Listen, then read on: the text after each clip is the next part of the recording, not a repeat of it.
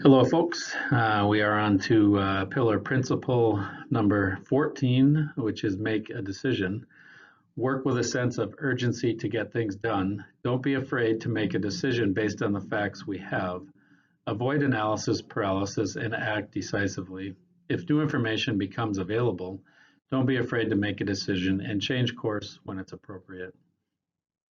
A couple thoughts on this. When it talks about a sense of urgency, and that doesn't mean it has to be done today, right? You mean you need to take time and analyze and study and make sure you make good decisions. So having urgency doesn't mean just make a decision to get it off your desk. It means making right decisions. But one place this shows up in our organization is in our senior management, we meet every Monday to go through things that we want to work on. And that allows us to have a plan, talk through issues and say who is responsible for what and when.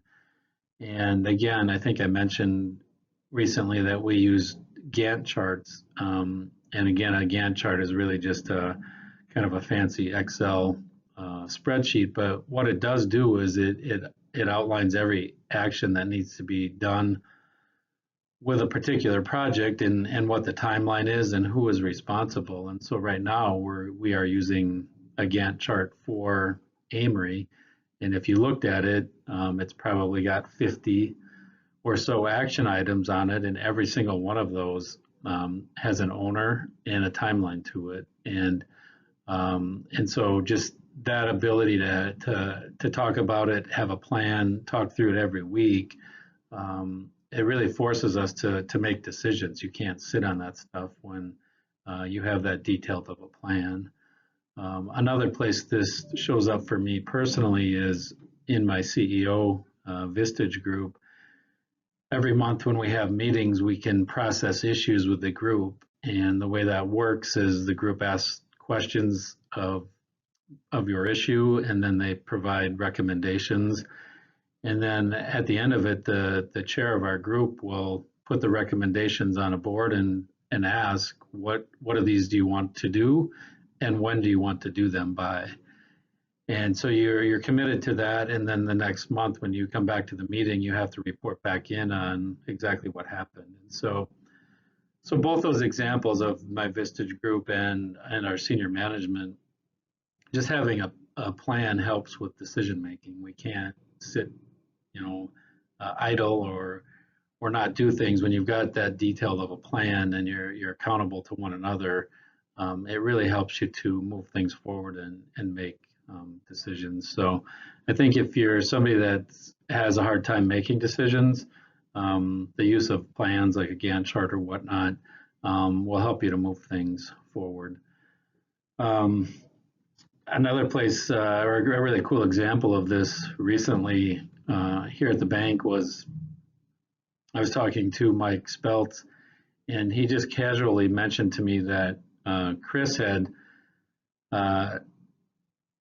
analyzed and studied that we were carrying too much cash in our vaults to the tune of $750,000. And so through her experience and her analysis, her review of that situation, she determined that we had too much cash in the vault and recommended then to Mike that we send that back to the Fed, and that's what we did. And the result was we were able to essentially reinvest that $750,000 that was just sitting in cash, not doing anything for the bank, reinvested it at an interest rate of 5.4%.